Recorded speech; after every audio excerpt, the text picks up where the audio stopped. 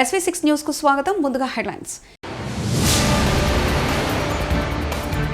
ఈ నెల 21న ఢిల్లీ కొత్త సీఎంగా ప్రమాణ స్వీకారం చేయనున్న అతీషి.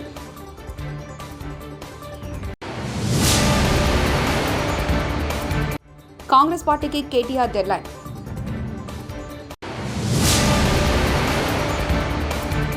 కొత్తగూడెంలో విమానాశ్రయం ఏర్పాటు చేయండి తుమ్మల నాగేశ్వరరావు.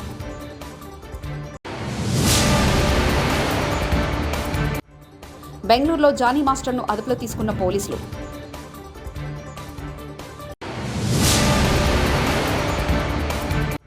ప్రజాభవన్ ముందు మళ్లీ భారీ కంచెలు ఏర్పాట్లు.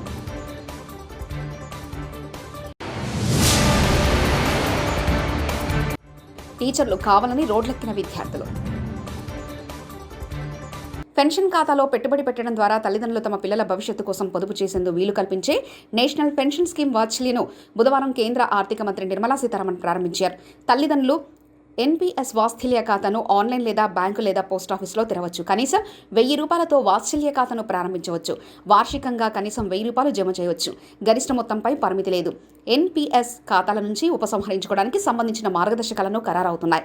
18 ఏళ్లలోపు వయసున్న పిల్లలు ఎన్పీఎస్ వాత్సల్య ఖాతాను తెరవచ్చు.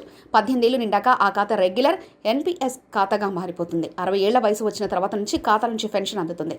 ఢిల్లీ సీఎం పదవికి అరవింద్ కేజ్రీవాల్ రాజీనామా తర్వాత అతీషి ఢిల్లీ కొత్త ముఖ్యమంత్రి కాబోతున్నారు. ఆమ్ ఆద్మీ పార్టీ శాసనసభ పక్ష సమావేశంలో అతీషిని ముఖ్యమంత్రిని చేస్తూ నిర్ణయం తీసుకున్నారు. ఈ క్రమంలో ఆపుకు చెందిన రాజ్యసభ ఎంపీ అతీషి సెప్టెంబర్ 21న శనివారం ఢిల్లీ ముఖ్యమంత్రిగా ప్రమాణ స్వీకారం చేయనున్నారు. ఆమ్ ఆద్మీ పార్టీ ఈ విషయాన్ని వెల్లడించింది. ఆమెతో పాటు ఇతర మంత్రులు కూడా ప్రమాణ స్వీకారం చేయనున్నారు. జానీ మాస్టర్ అరెస్టు విషయంలో గందరగోళం. బెంగళూరులో కాదు గోవాలో అరెస్ట్ చేసిన సైబరాబాద్ ఎస్ఓటీ పోలీసులు గోవా కోర్టులో జానీ మాస్టర్ను హాజరుపరిచిన పోలీసులు. పీటీ వారెంట్ కింద హైదరాబాద్కు తరలింపు. రేపు ఉప్పర్పల్లి కోర్టులో హాజరుపరచనున్న పోలీసులు. బీఆర్ఎస్ నేత పెద్ది సుదర్శన్ రెడ్డి హౌస్ అరెస్ట్. నర్సంపేటలో నేడు పలు అభివృద్ధి కార్యక్రమాల్లో పాల్గొననున్న మంత్రులు పొంగులేటి శ్రీనివాసరెడ్డి, దామోదర రాజనరసింహ మంత్రులను అడ్డుకుంటారనే నేపథ్యంతో మాజీ ఎమ్మెల్యే పెద్ది సుదర్శన్ రెడ్డిని హౌస్ అరెస్ట్ చేశారు పోలీసులు.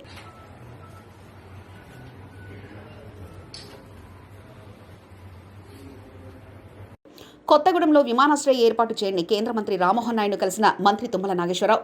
కొత్తగూడెంలో విమానాశ్రయం ఏర్పాటు చేయాలని కేంద్ర పౌర విమానయాన శాఖ మంత్రి రామ్మోహన్ నాయుడు కలిసి వినతి పత్రం అందజేశారు మంత్రి తుమ్మల నాగేశ్వరరావు. దీపావళికి ఉచిత గ్యాస్ పథకాన్ని ప్రారంభిస్తాం, అలాగే చెప్పిన మిగతా పథకాలన్నీ ఒకదాని తర్వాత ఒకటి అమలు చేస్తాం, అలానే అభివృద్ధి చేస్తామంటూ ఏపీ సీఎం చంద్రబాబు నాయుడు వ్యాఖ్యానించారు. మరొక కార్యక్రమానికి ఏదైతే గ్యాస్ ఇస్తానో ఉచిత గ్యాస్ ఇస్తాన్నామో దీపావళికి శ్రీకారం చుడుతున్నాం. మొదటి గ్యాస్ కనెక్షన్ ఆ రోజు ఇస్తాం, దానికి కూడా శ్రీకారం చుడతాం. మిగిలిన మనం చెప్పినట్టు సంక్షేమ కార్యక్రమాలన్నీ కూడా 1 by 1 చేసుకుంటూ ఇంకో పక్క అభివృద్ధి కార్యక్రమాలను కూడా స్ట్రీమ్ లైన్ చేసి ఘాట్లో పెట్టే పరిస్థితి వస్తుంది. ఇవన్నీ చేస్తాం. తిరుమల లడ్డూపై ముఖ్యమంత్రి చంద్రబాబు చెప్పినవని నిజాలే అని టీడీటీ పాలక మండలి మాజీ సభ్యులు ఓవి రమణ తెలిపారు. గురువారం ఆయన మీడియాతో మాట్లాడుతూ జగన్ ముఖ్యమంత్రిగా ఉన్నప్పుడు విదేశాల నుంచి బట్టర్ ఆయిల్ దిగుమతి చేసుకుని శ్రీవారి లడ్డూ తయారీకి వినియోగించామన్నారు. ఒక మాజీ అధికారి పుణ్యమే లడ్డూలలో నాసిరకం నెయ్యి వాడడానికి కారణమని మండిపడ్డారు. నిజాలు మాట్లాడిన చంద్రబాబుపై టీడీటీ మాజీ చైర్మన్ భూమన కరుణాకర్ రెడ్డి, వైవి సుబ్బారెడ్డి విమర్శలు సరికాదన్నారు. భూమన కరుణాకర్ రెడ్డి విలువలేని వ్యక్తి అని మండిపడ్డారు. టీడీటీని భ్రష్టు పట్టించింది కరుణాకర్ రెడ్డి, వైవి సుబ్బారెడ్డి లేని వ్యాఖ్యలు చేశారు. కాంగ్రెస్ పార్టీకి కేటీఆర్ డెడ్లైన్ విధించారు. కామారెడ్డిలో చెప్పిన బీసీ డిక్లరేషన్ అమలు చేయాలి. నవంబర్ 10లోపు బీసీ కులగణన చేయాలి. మాటలు మాని పనులు మొదలు చేసి చూపించాలి, లేదంటే ప్రభుత్వ మెడలు వంచి 42% రిజర్వేషన్లు సాధిస్తామంటూ కేటీఆర్ వ్యాఖ్యానించారు. చర్చించడం జరిగింది. దాదాపుగా 20-25 మంది తమ తమ అభిప్రాయాలను పూర్తి స్థాయిలో మరి వివరంగా చెప్పడం కూడా జరిగింది. ప్రధానంగా ఈరోజు ఈ సమావేశంలో అనుకున్నది ఏంటి అంటే, భారత రాష్ట్ర సమితి తరపున పెద్దలు తెలంగాణ తొలి ముఖ్యమంత్రి కేసీఆర్ గారి ఆదేశం మేరకు మేము కాంగ్రెస్ ప్రభుత్వాన్ని డిమాండ్ చేస్తూ ఉన్నాం. మీరు ఖచ్చితంగా కామారెడ్డిలో ఇచ్చిన బీసీ డిక్లరేషన్లోని ప్రతి హామీని అమలు చేసేదాకా తప్పకుండా ప్రధాన ప్రతిపక్షంగా మీ వెంటబడతాం. రాష్ట్రంలోని బలహీన వర్గాల పక్షాన మిమ్మల్ని అడుగడుగున నిలదీస్తూనే ఉంటామనే మాట నేను విజ్ఞప్తి చేస్తూ ఉన్నా. ఇందులో ప్రధానమైనది ఇవాళ రాజ్యాధికారంలో ముఖ్యంగా స్థానిక సంస్థల్లో వాటా పెంచుతామని చెప్పిన మాట, 42% రిజర్వేషన్లు అమలు చేస్తామనే మాట ఏదైతే కాంగ్రెస్ పార్టీ చెప్పిందో, కాంగ్రెస్ పార్టీని మేము ఈరోజు డిమాండ్ చేసేది ఏమంటే, సమగ్ర కులగణన సమగ్ర కులగణన వెంటనే స్టార్ట్ చేయండి, మాటలకే పరిమితం కాకండి. సమగ్ర కులగణన వెంటనే ప్రారంభించి మరి 42% రిజర్వేషన్ల అమలును కూడా చట్టబద్ధం చేయాలని నవంబర్ 10 లోపల ఈ ప్రక్రియ పూర్తి చేయాలని చెప్పి మేము డిమాండ్ చేస్తూ ఉన్నాం. ఎందుకంటే మాట ఇచ్చి సరిగ్గా నవంబర్ 10కి సంవత్సరం నిండుతుంది కాబట్టి నవంబర్ 10 లోపల ఈ కార్యక్రమాన్ని పూర్తి చేయాలని, ఒకవేళ మీరు చేయని పక్షంలో తప్పకుండా బలహీన వర్గాల బిడ్డల తరపున భారత రాష్ట్ర సమితి మరి పెద్దలు కేసీఆర్ గారితో కూర్చొని మేమందరం కూడా చర్చించి తప్పకుండా ఏ రకంగా ముందుకు పోవాలి, మరి కాంగ్రెస్ కనుక మాట తప్పితే అనే విషయాన్ని కూడా ఆలోచించి ప్రకటిస్తామని చెప్పి కూడా తెలియజేస్తా ఉన్నాం. దాంతోపాటు కాంగ్రెస్ పార్టీ ఆనాడు ఇచ్చిన మాట 1,00,000 కోట్ల బడ్జెట్ పెడతాం బీసీలకు అని చెప్పిన మాట మొదటి సంవత్సరంలో తప్పారు. కేవలం 8,000 కోట్లకు మాత్రమే పరిమితమైనారు. మేము ఈరోజు డిమాండ్ చేస్తూ ఉన్నాం, మరి రాబోయే ఫిబ్రవరి మార్చిలో పెట్టే బడ్జెట్లో 25 నుంచి 30,000కు తగ్గకుండా బలహీన వర్గాలకు బడ్జెట్ పెట్టాలి. బీసీ సబ్ ప్లాన్ కూడా మీరే మాటిచ్చారు. ఎట్లా అయితే ఎస్సీ సబ్ ప్లాన్ ఉన్నదో అట్లాగే బీసీ సబ్ ప్లాన్ కూడా పెడతామన్నారు. తప్పకుండా బీసీ సబ్ ప్లాన్ కూడా పెట్టాలి. అవసరమైతే అక్టోబర్ నవంబర్ సెషన్లో పెట్టాలి, లేదంటే వచ్చే బడ్జెట్ సెషన్లో పెట్టి 25 నుంచి 30,000 కోట్లకు బడ్జెట్ తగ్గకుండా పెట్టాలని చెప్పి కూడా మేము డిమాండ్ చేస్తూ ఉన్నాం. ప్రజాభవన్ ముందు మళ్లీ భారీ కంచెలు ఏర్పాటు. రుణమాఫీ కాని రైతులు ప్రజాభవన్ ముట్టడి పిలుపునిచ్చిన నేపథ్యంలో ప్రజాభవన్ ముందు భారీ కంచెలతో పోలీసు సిబ్బంది సెక్యూరిటీ ఏర్పాటు చేశారు.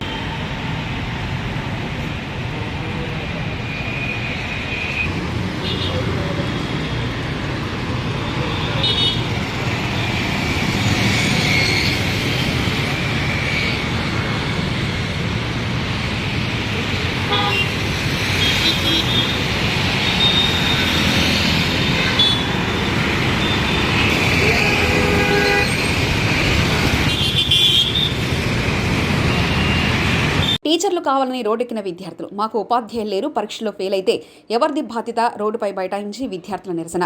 ఆసిఫాబాద్ ఆదర్శ పాఠశాల నుంచి 17 మంది ఉపాధ్యాయులు బదిలీపై వెళ్లగా 2 ఉపాధ్యాయులు మాత్రమే వచ్చారని ఆదర్శ పాఠశాల విద్యార్థులు ఆరోపించారు. తాము పరీక్షల్లో ఫెయిల్ అయితే ఎవరు బాధ్యత వహిస్తారని అధికారులను ప్రశ్నించారు. తరగతి గదుల్లో పాఠాలు చెప్పే ఉపాధ్యాయులు లేక ఖాళీగా కూర్చొని ఇంటికి వెళ్తున్నామని ఆవేదన వ్యక్తం చేశారు. పాఠశాలలో ఉపాధ్యాయులను నియమించాలని రోడ్డుపై ఆందోళన వ్యక్తం చేశారు. మా కాలేజ్ నుంచి 70 మెంబర్స్ టీచర్స్ వెళ్ళారు, కానీ వచ్చింది 2 మెంబర్స్. మా భవిష్యత్తుకి బాధ్యులు ఎవరు? ఎవరు రెస్పాన్సిబిలిటీ? మా భవిష్యత్తుకి అసలు ఏము వచ్చింది మాత్రం ఇద్దరు టీచర్సే. మాకు క్లాసెస్ కూడా జరుగుతలేవు. జనవాణిలో ప్రజల నుంచి నేరుగా ఆర్జీలు స్వీకరించిన రైల్వే కోడూరు ఎమ్మెల్యే శ్రీ అరవ శ్రీధర్.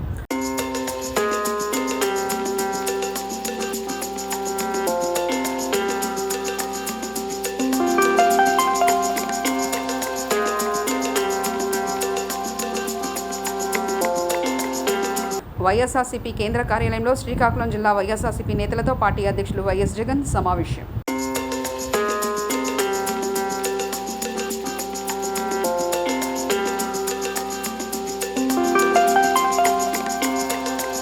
తిరుమల ప్రసాదంపై చంద్రబాబు వ్యాఖ్యల దుర్మార్గం. దేశంలో ఏ రాజకీయ నాయకులు చేయని ఈ విధంగా మాట్లాడారంటూ టీడీపీ మాజీ చైర్మన్ సుబ్బారెడ్డి మాట్లాడారు. గురువారం ఆయన తాడేపల్లిలోని వైఎస్ఆర్సీపీ కేంద్ర కార్యాలయంలో మాట్లాడుతూ హిందువుల విశ్వాసాలను చంద్రబాబు దెబ్బతీస్తున్నారని ధ్వజమెత్తారు.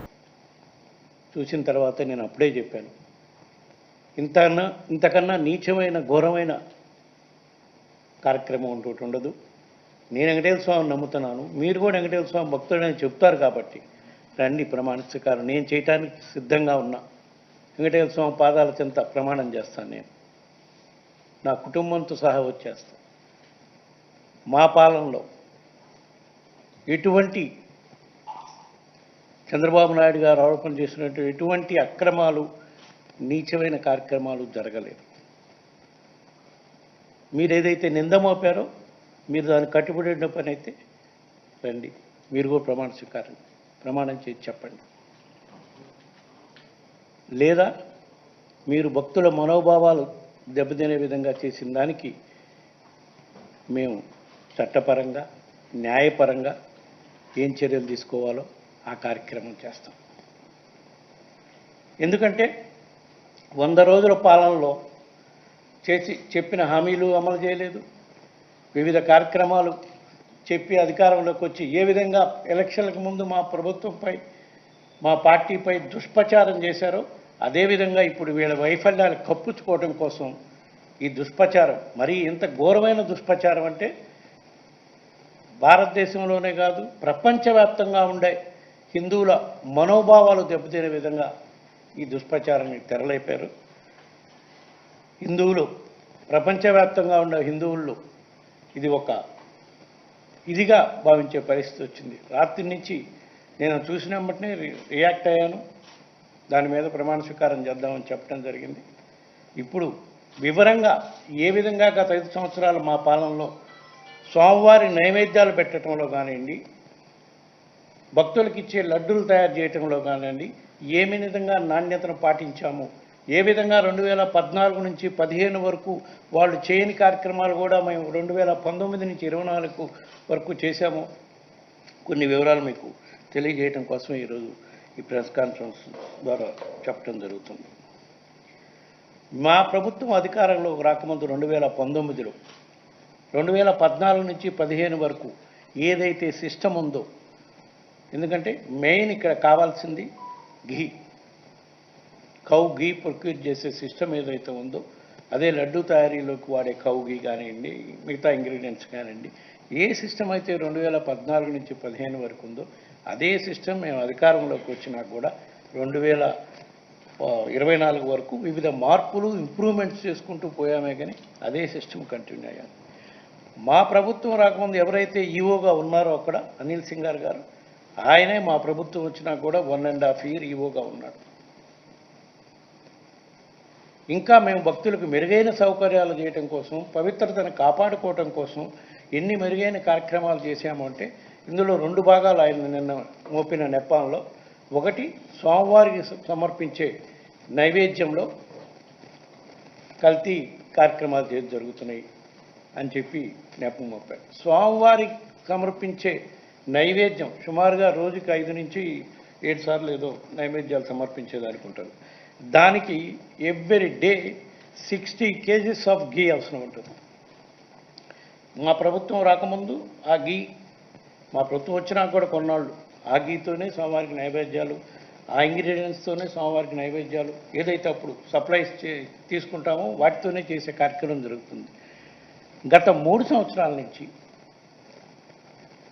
మేము ఇంకా 2 అడుగులు ముందుకు వెళ్ళి స్వామివారికి సమర్పించే నైవేద్యానికి ఘీ కానివ్వండి, వాడే ఇంగ్రీడియంట్స్ కానివ్వండి, అంటే రైసు, డాలు, ఇవన్నీ వాటెవర్, అంటే వివిధ రకాల నైవేద్యాలు సమర్పిస్తుంటారు స్వామివారికి, పొంగలు, పాయసం, రకరకాలుగా పులిహార సంబంధించిన ఐటమ్స్ అన్నీ కూడా స్వామివారికి సమర్పించే నైవేద్యంలో వాడే ఐటమ్స్, ఇంగ్రీడియంట్స్ అన్నీ కూడా మామూలుగా మార్కెట్ నుంచి కొంటే ఆ మార్కెట్లో దొరికే ఐటమ్స్ అన్నీ కూడా మామూలుగా పండించి ఎరువులు, పురుగు మందులు వాడిన పదార్థాలతో పండిస్తారు.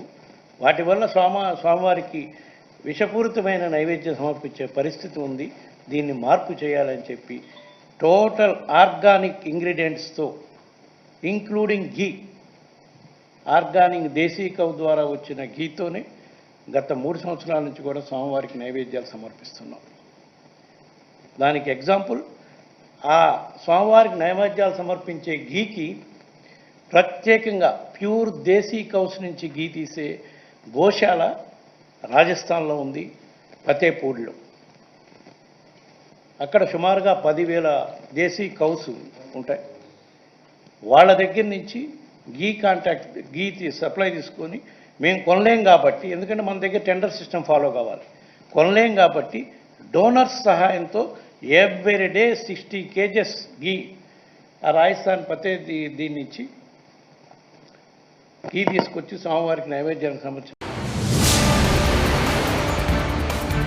ఈ నెల 21న ఢిల్లీ కొత్త సీఎంగా ప్రమాణ స్వీకారం చేయనున్న అతీషి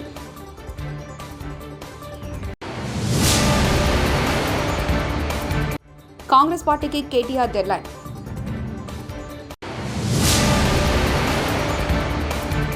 కొత్తగూడెంలో విమానాశ్రయం ఏర్పాటు చేయండి, తుమ్మల నాగేశ్వరరావు.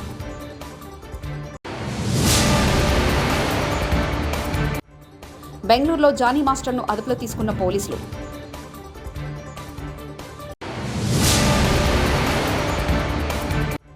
ప్రజాభవన్ ముందు మళ్లీ భారీ కంచెలు ఏర్పాట్లు.